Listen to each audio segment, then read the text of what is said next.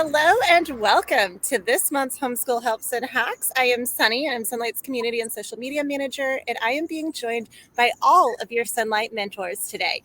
Our topic is Homeschool Help is just a click away, and we wanted to show you and explain all the different ways that Sonlight not only provides curriculum for you, but also helps you homeschool.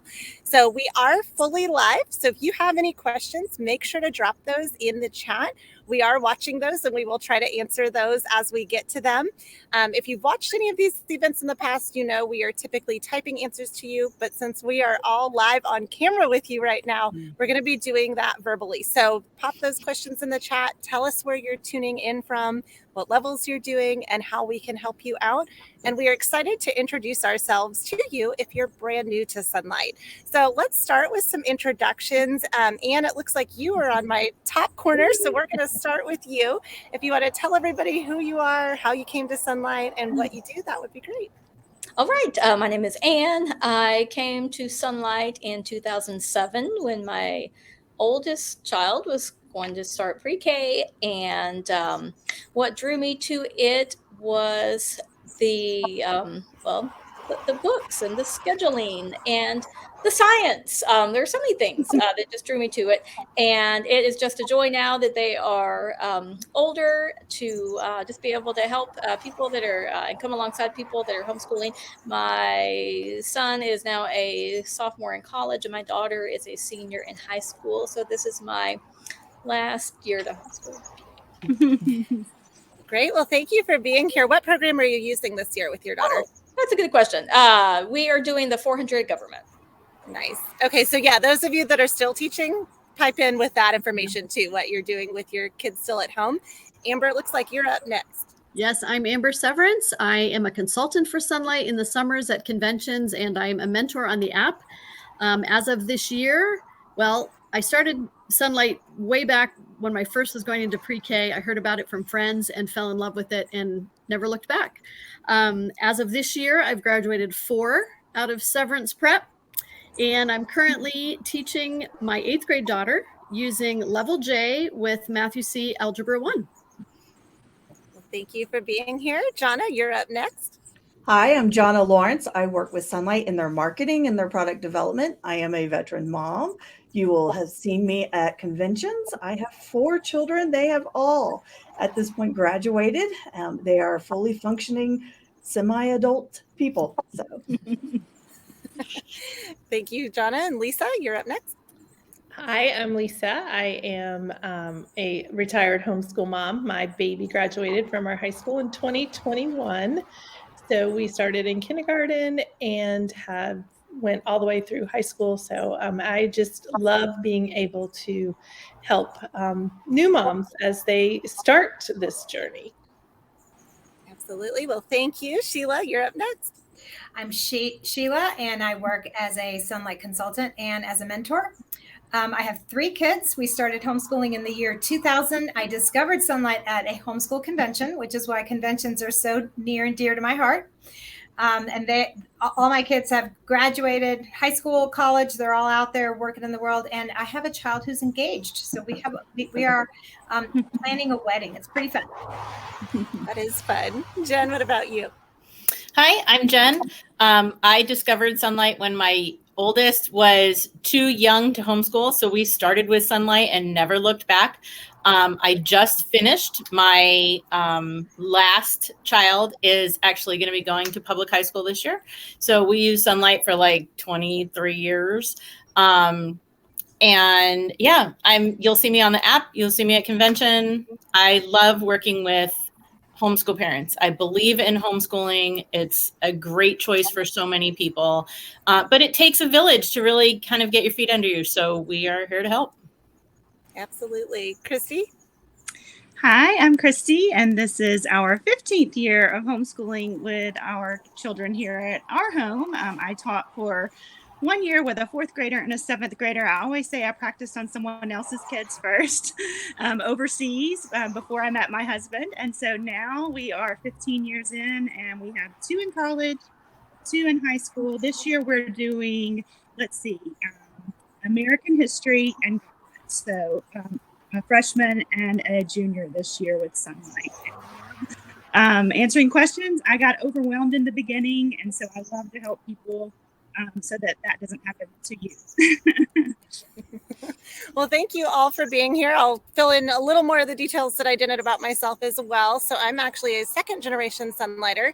My parents discovered Sunlight back in 1997 at a homeschool convention and homeschooled me for 1 year. And then when my daughter was preschool aged in 2012, I started looking at homeschooling and knew that I enjoyed the literature focus of Sunlight and started with her, and it went so well. Here we are still all these years later. She is now a freshman in high school and my son is in 4th grade.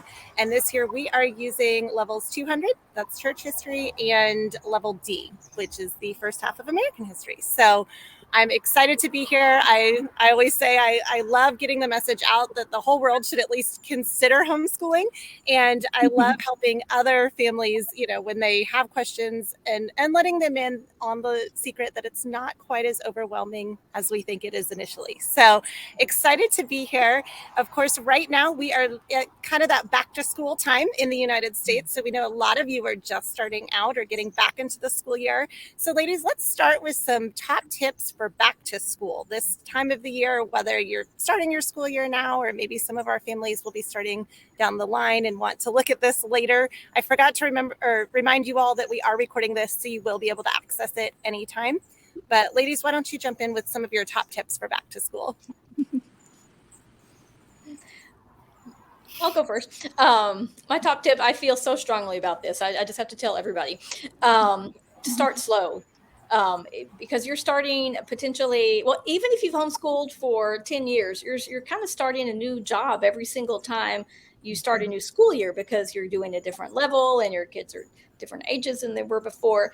And it just takes time to ease into that routine again. So the way I like to do it is to take 2 days to do 1 day's worth of what's in your instructor's guides. And because then you don't end up at different places and different things. But that's okay too, if that does happen. But it really works well for the whole first week, just to take 2 days to do 1 day's worth, ease into it, find a routine. And I did it every year that way. I would say, similar to Anne, give lots of grace, right? Lots of grace that first week, not only to your kids, but to yourself. Just have lots of patience with yourself and know anything new takes work at the beginning. It's not second nature right away. It takes practice. And I think another thing is to, you don't have to necessarily have a dedicated place to do school. That's one of the beauties of homeschooling. But it's helped me to have a dedicated place for all the books and the stuff. So if I have a place for all of that, that really helps my year get off to a better start.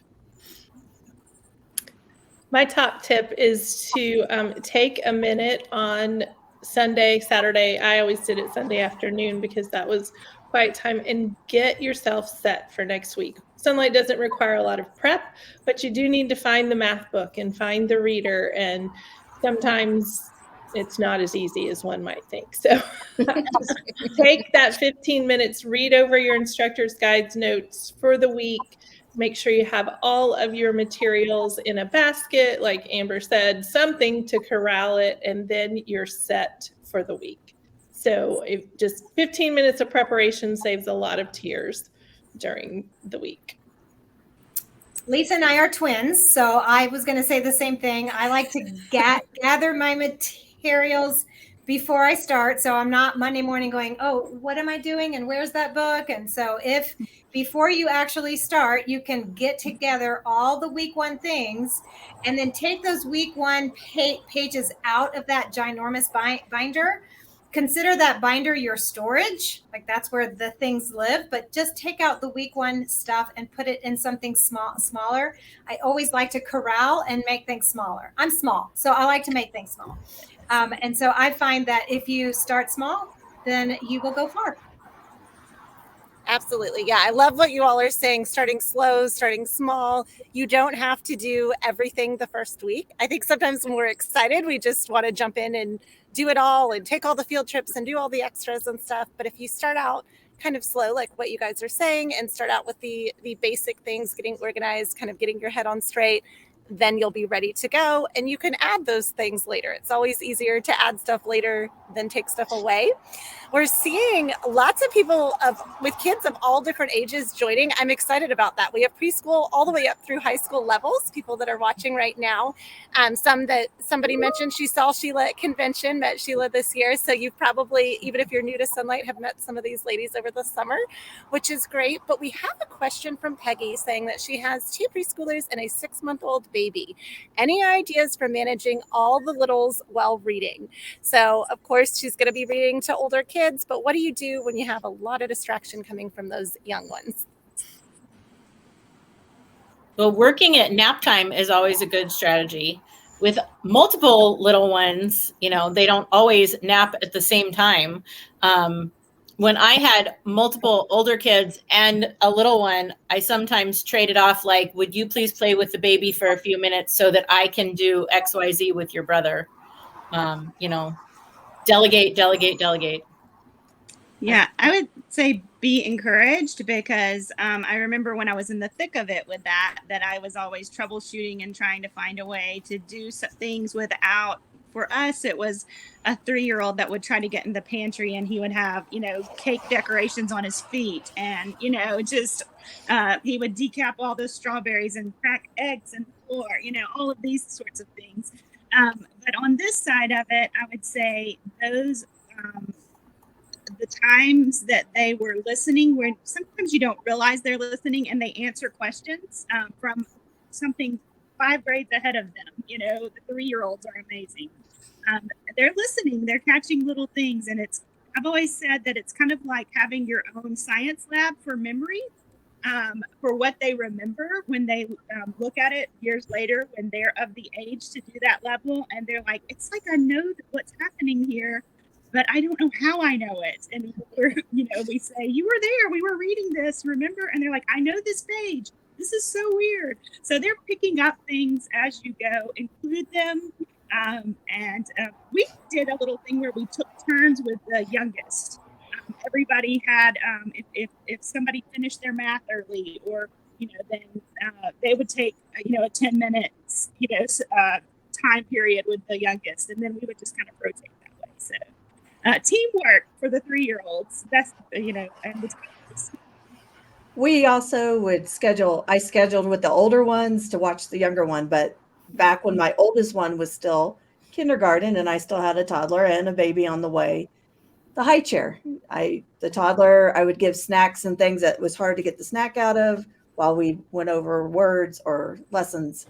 And so controlling, or not confining those toddlers in something works. And the 3-year-old could spell the words sometimes when the kindergartner couldn't.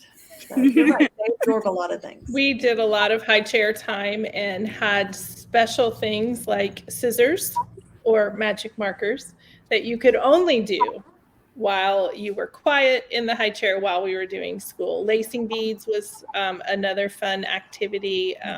And so when we were learning, one was learning to read, the other one got a color sheet of the letter of the week. If it was B week, I'd print that off the internet and put it on the high chair. And often the 3-year-old was just right where her sister was. So yeah, and I say I never taught the baby anything. She just knew it all. Because she was always around. That is so true. I joke that we have homeschooled our son since birth because he's 5 years younger than his sister. And so she was at that kindergarten age when he was a baby. And we just always kept him in the same room with us. I used baby gates to kind of keep him in one place. And I love what you guys are saying about special toys that come out or kind of incorporating them into school. We had a laundry basket full of things that would get dumped all over the floor, and he would, walk around and get into his little basket of toys, quiet toys, so that I could read to his sister. So yeah, love all of these suggestions. We do have from Amanda, she's saying busy work for the baby, little baskets of tasks. So she is corroborating with what we are saying here, that is absolutely the case. And yeah, all of us at one point had littles, and it does get easier as the kids get older and a little more independent, but you can also homeschool when you have young children as well.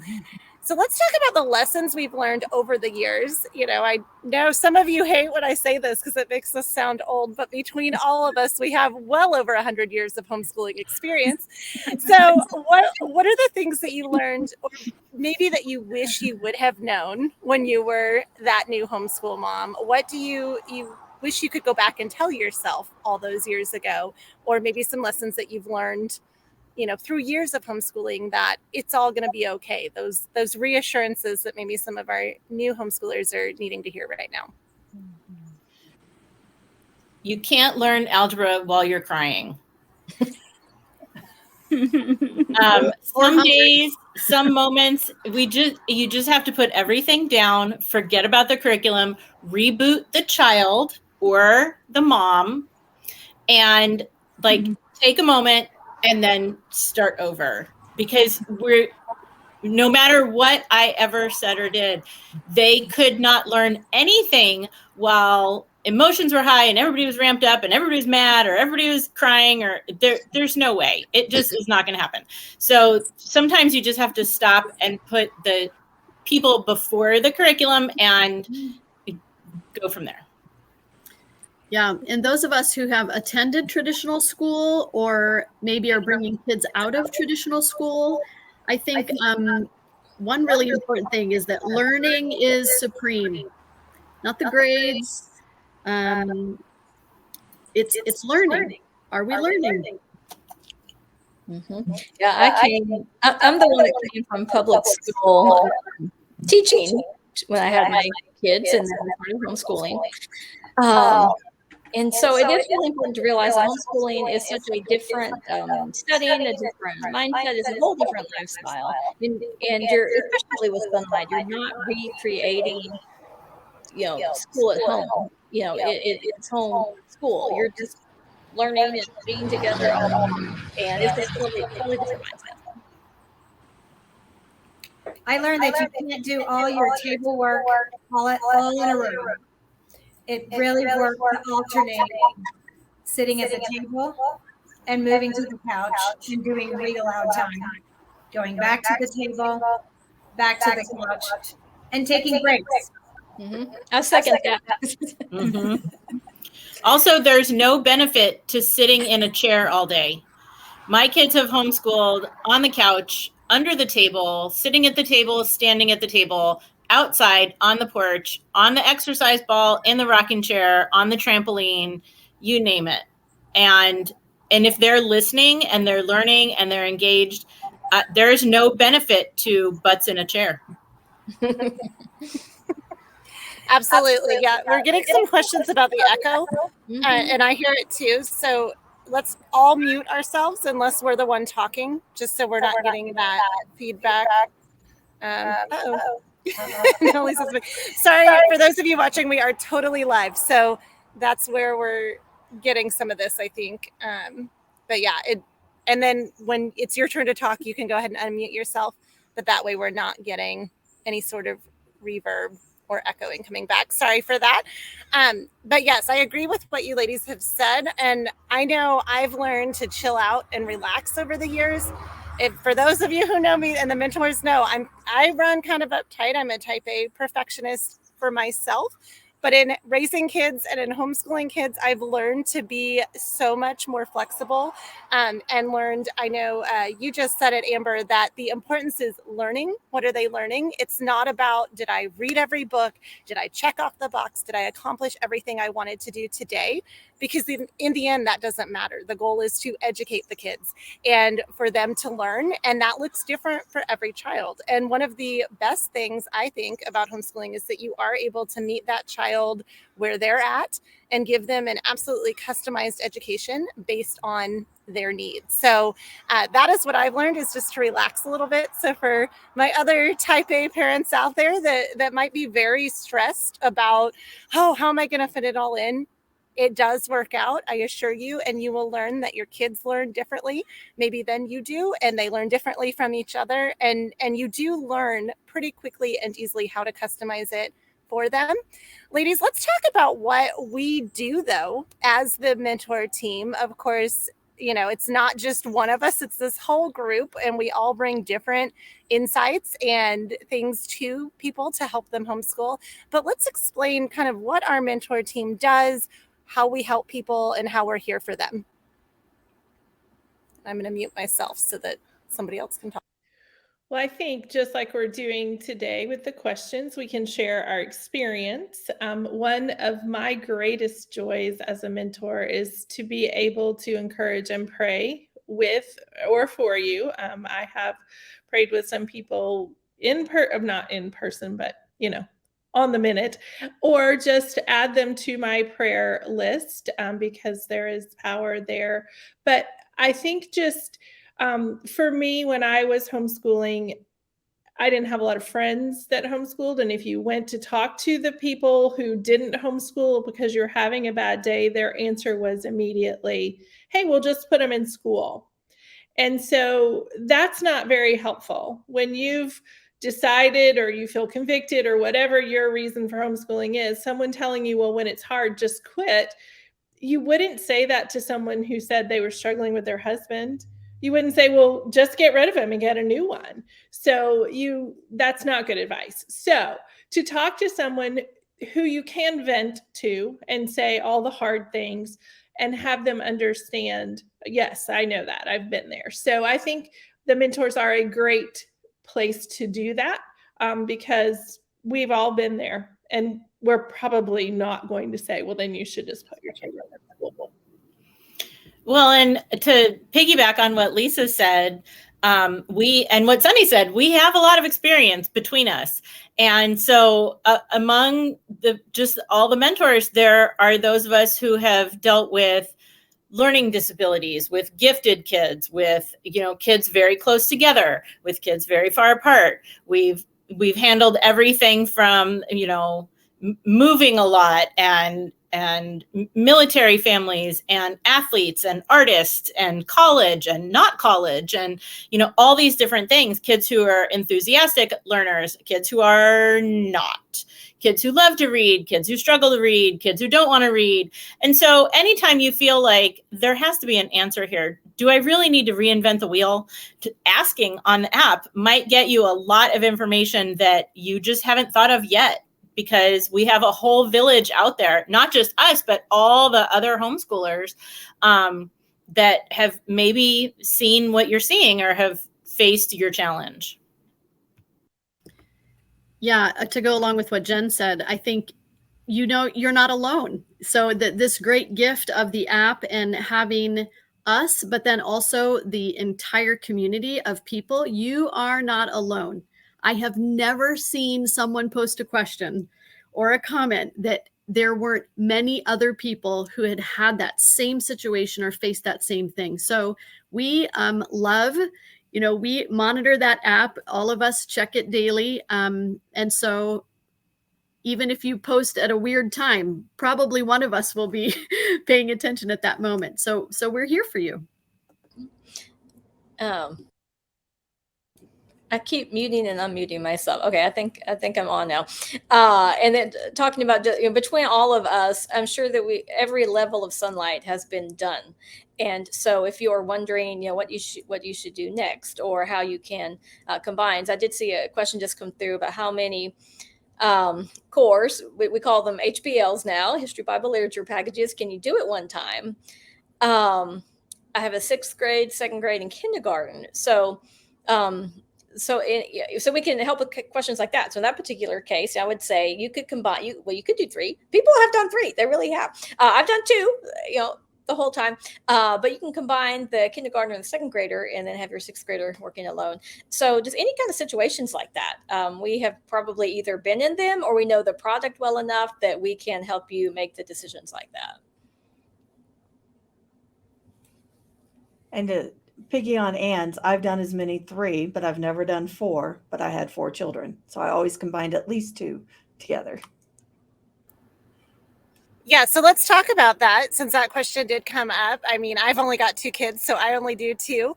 And I joke that I do 1.5 because I've always had a semi-independent child. Either my oldest was the only one I was educating, or she was semi-independent and my youngest was the one that I was spending all the time with. So yeah, we do 2, but I've seen 3 and 4 in the community, like these ladies were talking about when you hear other people talking about that. I'm going to piggyback on that question with not only how many can you do, but Kimber's question. She said she's a little nervous about having time to get through everything. So how long does it take to do HBL and language arts? They're also doing science. So it looks like she's combining, her kids are 8, 6, and then she has a 1-year-old. So let's talk about, some options for how many programs can you do? What should you do? When should you combine kids? Like an 8 and 6-year-old are perfect for combining, and some options for that. Like, how do we use Sonlight, and what are some ways that people can make it work for them? How long does it really take? Well, the how long question is a little bit hard to answer because we don't know your kids. So if you have compliant kids who will do what they're told to do, then it'll take anywhere from 2 to 4 hours a day, depending on the level that you're doing and the number of kids that you're going to be teaching at one time. But if you have kids who don't want to be doing it, or maybe they are late risers, so you're going to start later, you might be schooling 6 hours a day, but the kids are only working for 4 hours a day. I had a night owl. My youngest one, since she was little, was always a night owl. My husband and I are not. So that was a little bit of a struggle, but I finally quit fighting it and just let her sleep in, and I would work with the boys together. And then when she would get up, the boys would be nearing done, and then I would work with her. So my school day was much longer than the kids because I, spaced it out. And now she's a night nurse. So, it worked out for her. But as far as combining goes, okay, now we're getting the echo again. As far as combining goes, if they're about 3 years apart, then you can combine the non-skill-based subjects. So there are certain subjects that build on each other. So math is the classic one where you have to know your numbers before you can count. You have to count before you can multiply. And so that is a level that is hard to combine unless they are exactly at the same level. You have twins, or they're just operating at the same exact level. Reading is another one. You have to know your letters before you can read. So those are the skill-based subjects that each child will probably need to do at their own level. But the non-skill-based subjects, such as Bible, history, science, the read-alouds that you are going to read to them, you can just jump in. History is history. You don't need to teach 2 separate histories, or you don't need to teach 2 separate biologies or botany or whatever the science is.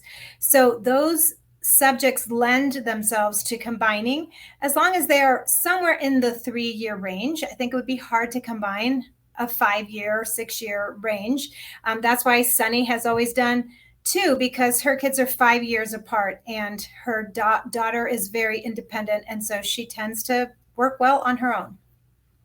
So if you have specific questions about your kids and how to combine them, you can DM us, or you can reach out to the advisors. The advisors are a resource for you as well, and they are happy to help you figure out where you can combine and where you can save time and money in doing that, and it'll save your sanity as well.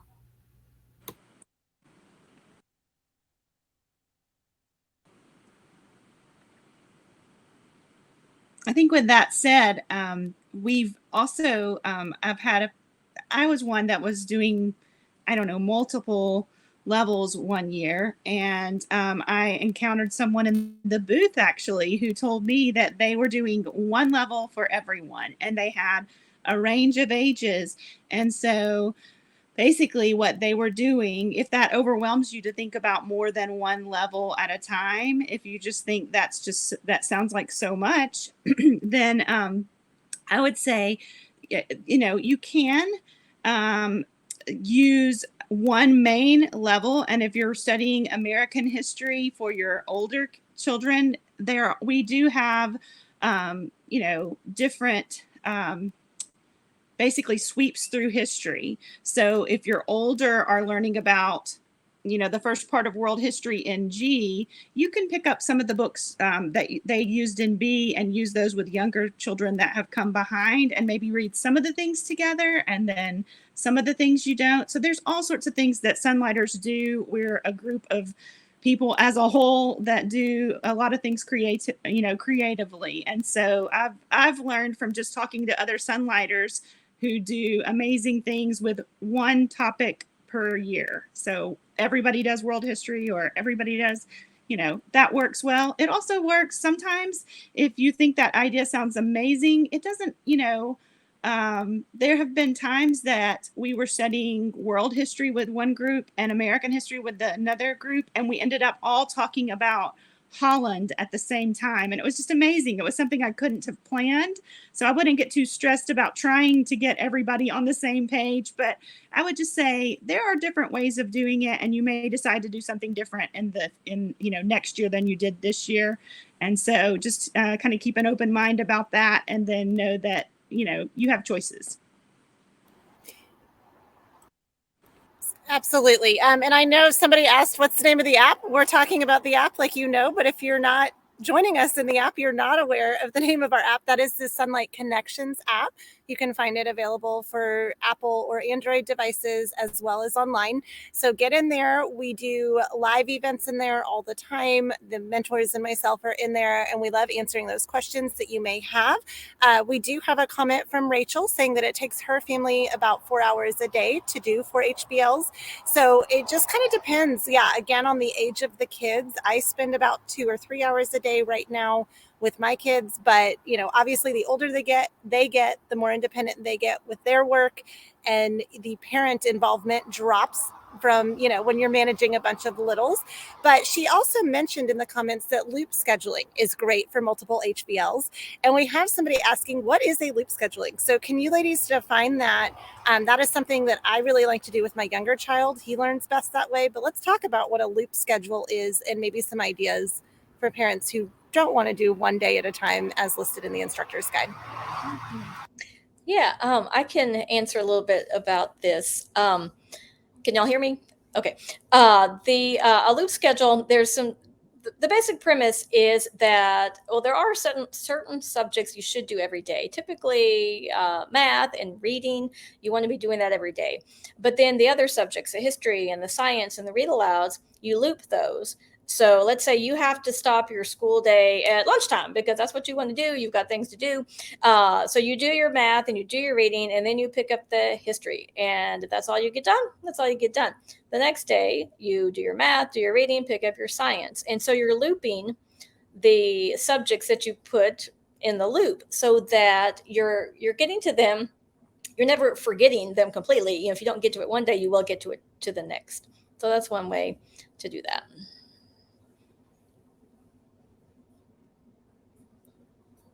We used sort of a loop schedule in that we used a timer. And so if we had 30 minutes, that's how long we did history for. And we didn't worry about, it said stop on page 57 or whatnot.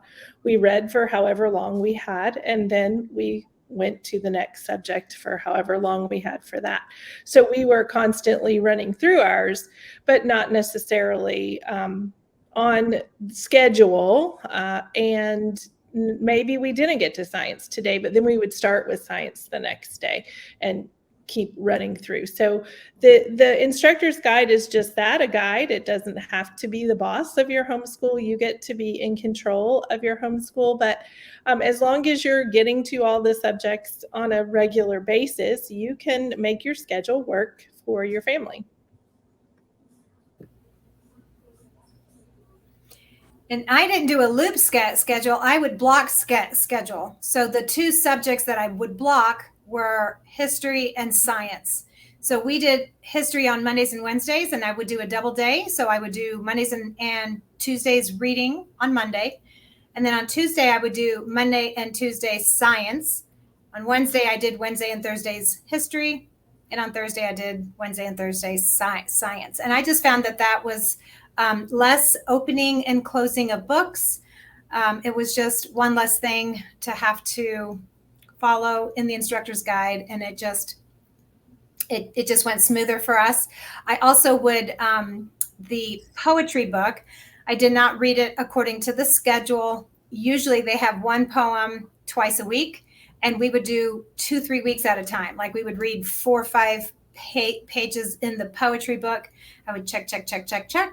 And then when we would get to the week where we had left off, I'd pick up the poetry book again and we would read that. So that way, okay, Amanda is asking if I can repeat the block. So I blocked history and science because those are not skill-based subjects. So you didn't have to do those every day. And I would do a double day of history on Monday and a double day on Wednesday. And then Tuesday and Thursday, I would do a double day of science. So I hope that makes sense.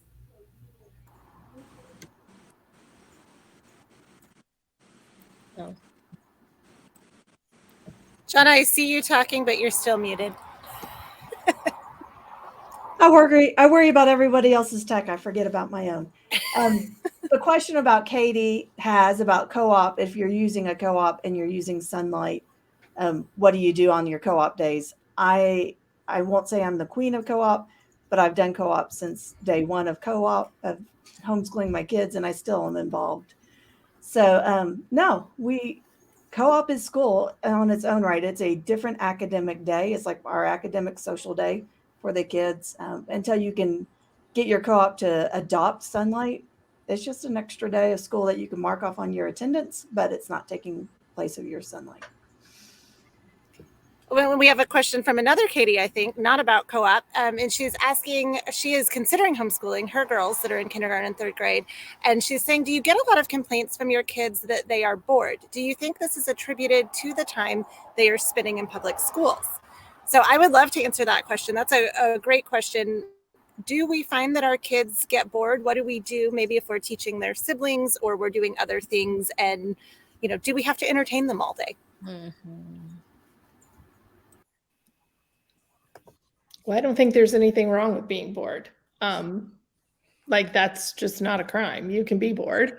I think when our kids are bored is when they actually learn the most. So no, I don't think you have to entertain your kids all the time. I always would invite my kids to do what I was doing. If you don't have something to do, you are welcome to help me prep dinner or work on the laundry or whatever it was I was doing. And I might offer some suggestions that are very open-ended, like, well, you could make a craft. I know that makes Sunny cringe, but we did have a craft bucket. You're welcome to go make a craft. You can go outside and play. You can play blocks, whatever that is. But no, I don't think there's anything wrong with children being bored. They need to find something to do.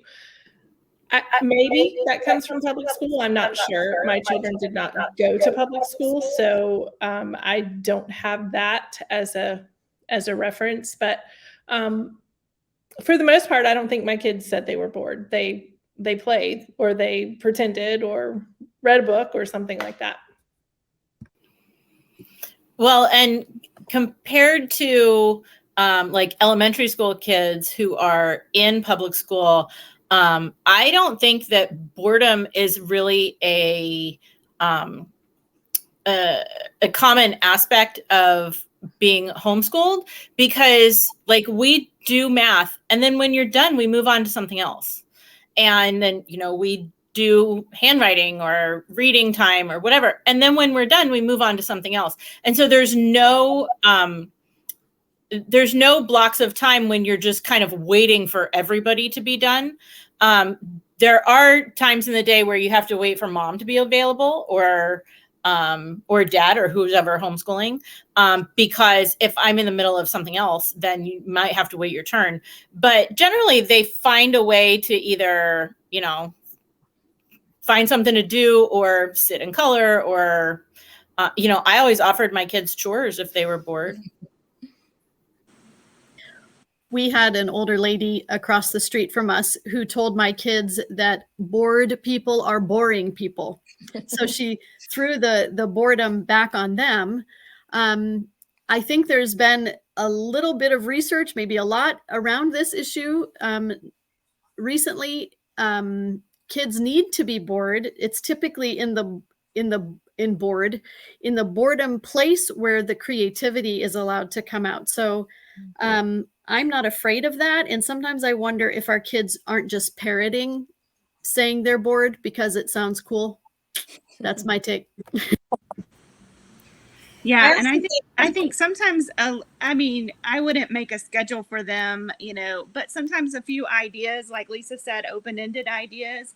I would say, hey, why don't you make yourself a schedule for tomorrow and write down the things you want to do, and then when rank those things or whatever. And over time, they learned. At first they were looking for what's next, because my kids, my oldest did start out in public school, and so he did want that. Oh, what's on the schedule now? What's on the schedule now? And I like what Brent Wilson has said. My kids think being bored is terrible. I think being bored can be a good thing. We may not reach agreement on this for a long time, maybe not until they are parents themselves, and that is true. I hope you can't hear right now, but my 14-year-old is playing his heart out on the guitar. My guys, when they had time, they started to crave that time. So one of my boys loves to write, and he's always writing. He's a teenager now, and he started this when he was in kindergarten, and now he loves to write. One of my guys loves to play the guitar. One loved to play the piano.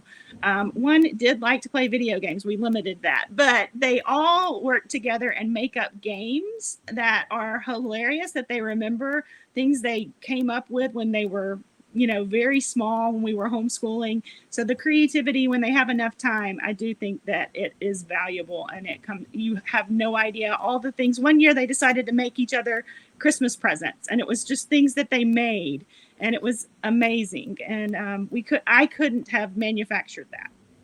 Mm-hmm. Yeah, I think it's really fun to see what they do come up with, because we mentioned earlier the thing about taking turns when you're working with multiple kids. And it's during those times where they find something, to do themselves. And they know that our rule is you don't interrupt, the time with that I have with your brother, because you don't want him interrupting your time with me, unless it's, a dire emergency. And so I've got one that's really creative and crafty. And she looked at, found a little video about how to make a t-shirt folder out of cardboard. And so I had no idea what this cardboard was in her room, and she showed it to me. Like, look, you put your t-shirt on it, and you go flip and flop, and bam, it folds your t-shirt for you. So just the lifestyle we were talking about, how you're not at some other building all day long, you're actually at home, and you're taking turns, and they've got time to really do creative things and things that interest them in their spare time. Yeah, and I definitely took the approach some of you said of, well, if you want me to help you find something, I can, but it's going to be, doing laundry or cleaning your room or things like that. And so the kids very quickly learned, okay, I don't want to tell mommy that I'm bored because she's going to make me go do a chore. Why don't I go find something to do? So yeah, I think what you all said, that creativity, it grows when they're given the opportunity to create their own schedule. But it is a little bit of a learning process that takes some time, but they will learn how to fill their free time with things that they enjoy. We have a great question here coming from Sherry. She's saying, my 13-year-old cried her first day because she missed school. She was a social butterfly at her previous school, but wasn't learning anything. And it was her idea to be at home. Not sure what to do. So what do you do with a child who enjoyed the social side of school and is missing that? I think anytime you make the change from one type of school to another, you have to allow for a period of decompression.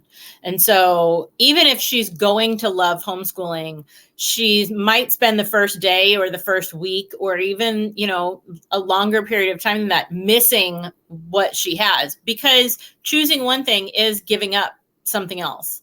And so I think I would probably be talking to her about why we're doing this, why she wanted to, and see if you can't get her to focus even temporarily on the things that are better doing it this way, the things that were her goals when she wanted to be brought home. And, if she can focus on those things a little bit. And then I would give her some time, like in the evening or, this weekend or whatever, to be a social butterfly and to remind her when the upcoming time is when she will get to see her friends, talk to her friends. Just because you're homeschooling does not mean she's going to be locked in the house. Yeah, I love that, Jen. And I think we saw this in 2020 with people who kind of decided to homeschool. I had a friend who said, "Oh my word, I thought my daughter was going to be so, bored and not have friends, but what happened was it just flipped." So we were alone during the day, but we were out almost every evening, and we had activities and we had stuff to do, and the weekends were packed and full. So we were home during the day doing school, but we had our evenings and other times for fun. So you are too new into this week for her to know that yet, and for her to have that difference. But I think for you to validate, and just like Jen was saying, that choosing one thing means there is a give and take, and there are things that you are going to miss. But let's give it time. And like we said way at the beginning, anything just takes time to get used to.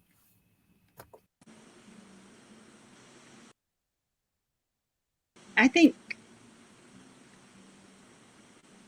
too, if you can get at what is the thing that is being missed for our kids.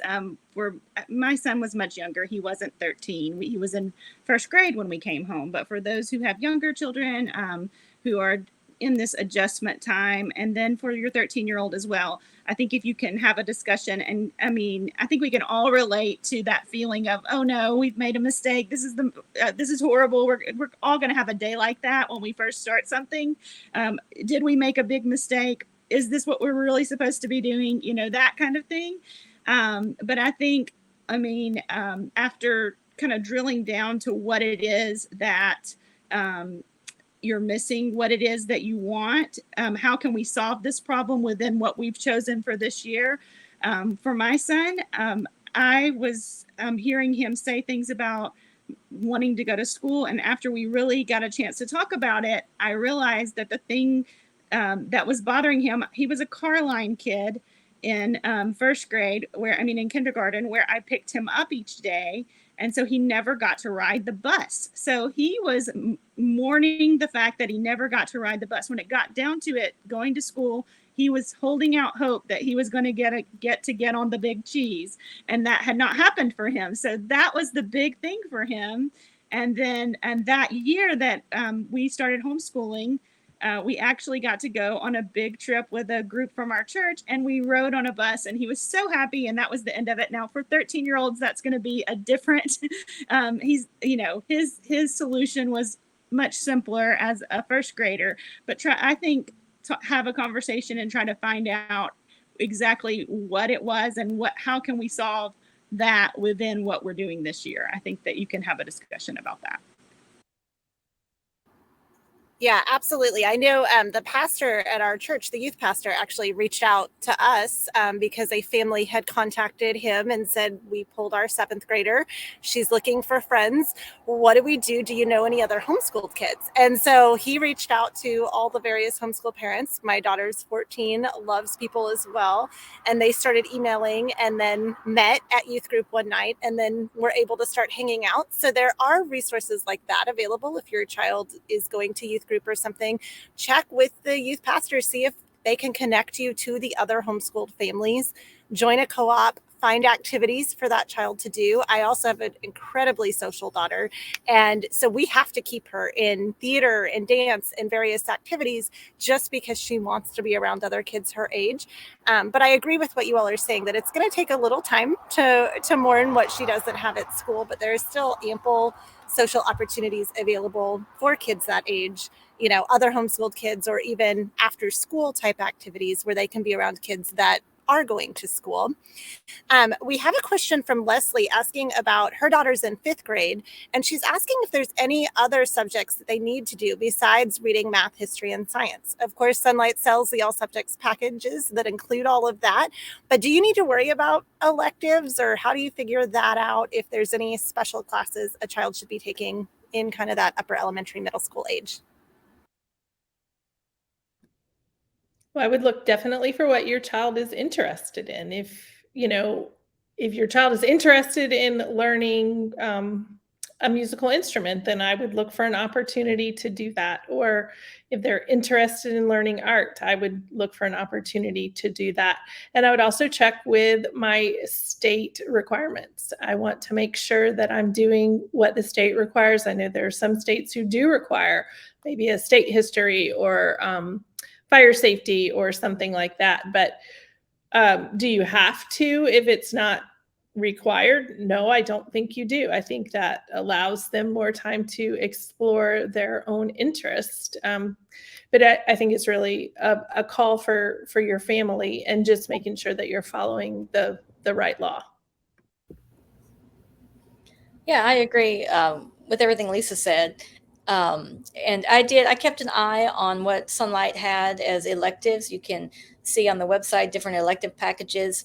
And we did get some of those and really enjoyed them, but it's really just individual, up to you what you like to do. I wanted to expose my kids to different things. So we did do things like art classes. I am not artistic. We did do artistic pursuits, which Sonlight offers. And then I also got them into an art class that was being offered to local homeschoolers. We did some music lessons. Neither one of my kids are really gifted in either one of those areas. So we did not pursue it very far, but I wanted to see what they might be into. My daughter ended up doing photography because she wanted to, but it was more at the middle school, high school level. So it's really up to you. If you feel like you are already drowning with those 4 subjects, I wouldn't try to add another thing. But if you have a child who likes to draw or is asking for a certain thing, then I would pursue that. I also taught my kids to cook. I love to cook. I love food. And so I would, it wasn't a formal thing. We didn't have like on Thursdays at 2:00, we're going to cook. But whenever the opportunity provided itself in the summer times, we learned to bake all kinds of cool things, bagels and pretzels, soft pretzels and stuff like that. And now all 3 of my kids can cook well, but it's just because it was really just kind of a part of our family culture. So don't feel like everything you do has to be an official class or a curriculum or something that you do. It could just be your gifts that you impart to your kids.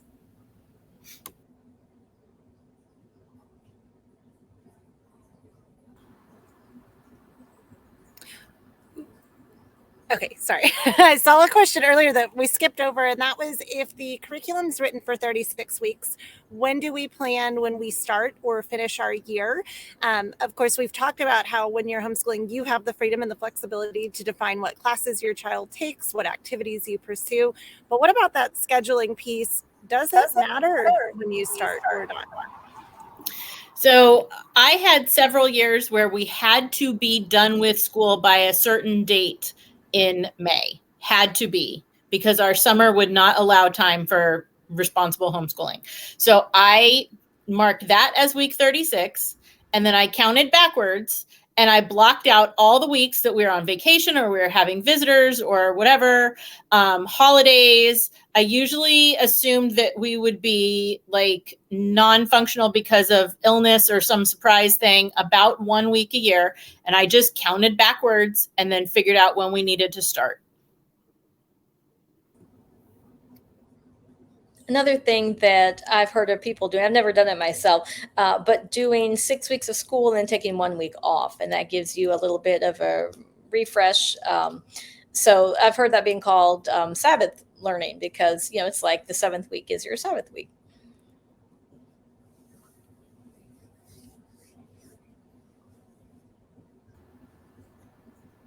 Yeah, those are both great approaches. In our house, we kind of plan loosely what dates we want to get done by. Sorry, Lisa, I'll let you jump in here in just a second. We plan the date that we want to get done by and count backwards, but I usually allow 3 to 4 flex weeks in there because we never know, is family going to come to town and we want to take school off that week? Or like what Jen mentioned, sometimes a kid's going to get sick, you're going to get sick, you're not going to be able to get work done. But I allow myself the full year to finish everything. So there might be a few read alouds that we didn't finish within our official school year, or maybe a week's worth of math or something like that. We're going to finish that at the tail end of our year and kind of let that carry into summer.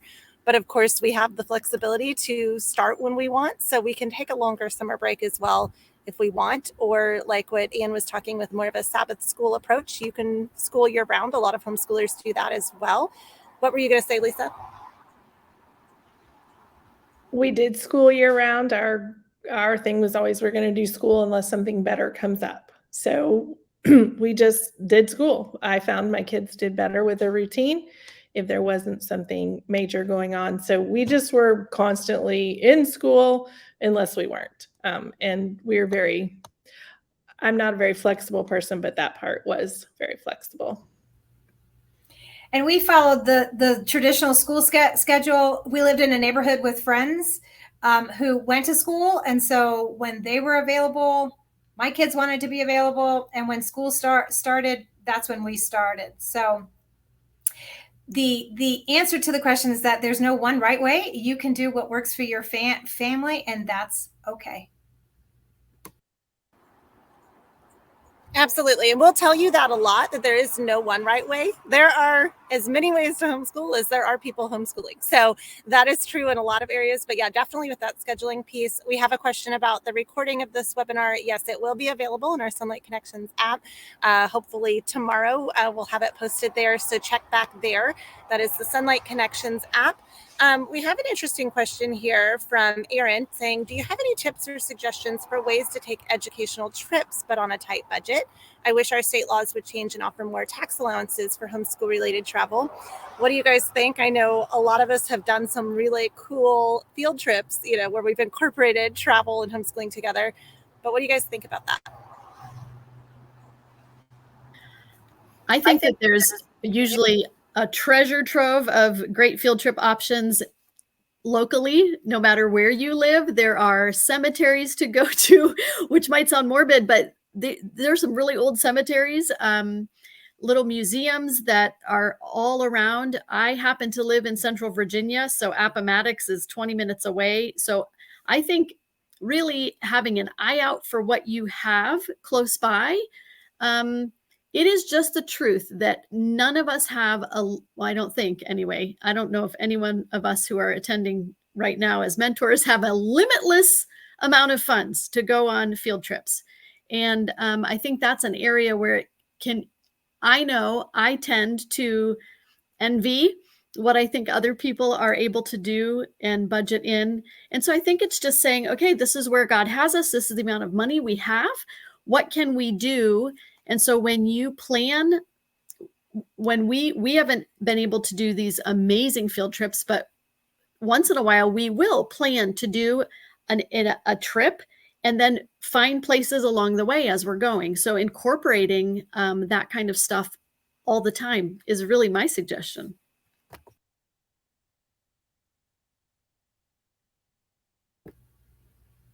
I love that, Amber. We did a lot of that as well. I live in Florida, and we would look for state parks. They would often offer things.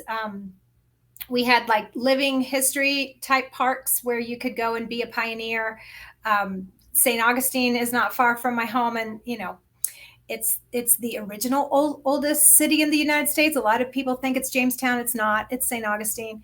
And so we would take advantage of that. We have lighthouses that we can explore. And a lot of places now actually give homeschool classes because they can offer those during the day when kids are in school. And so it's an income stream for them. If you can get some friends together, you can often get a discount, a group discount, or an educational discount. Another thing we did was we joined our local zoo when we lived in Tampa, and it had a reciprocal membership. So if we went to other towns, I would see if they would accept our Tampa Zoo membership so we could go and visit other zoos. Also, our Museum of Science and History also had a membership, and it would be reciprocal with other children's museums and things like that. So sometimes there is an initial investment, but then you can take advantage of that if you're going to be traveling to visit family. My husband traveled a lot for work, so I would joke that we're not homeschooling, we're car schooling, because we would pack up and follow along with him and then explore wherever his work took him. So you can try to piggyback on some of those things if that's for your family. Jamestown is the oldest English-speaking settlement in North America, but St. Augustine is definitely older. And that is very cool. That's one of the places that's still on my bucket list. The other thing I was going to add to what Amber and Sheila said is sometimes just as families, we have to travel for different reasons. You have to go to see your parents. You have the opportunity to do, like Sheila said, piggyback on a work trip, whatever. And we always took advantage of those things just to get to go somewhere new and see what the local stuff was there. Don't be intimidated by the fact that it's not like, Poughkeepsie, New York is not quite Paris. There's cool stuff everywhere. And if you just take the opportunity to go and do the things you have the opportunity to do, it actually can get to be a long list of neat places you've been. Yeah, Go ahead. It's real quick.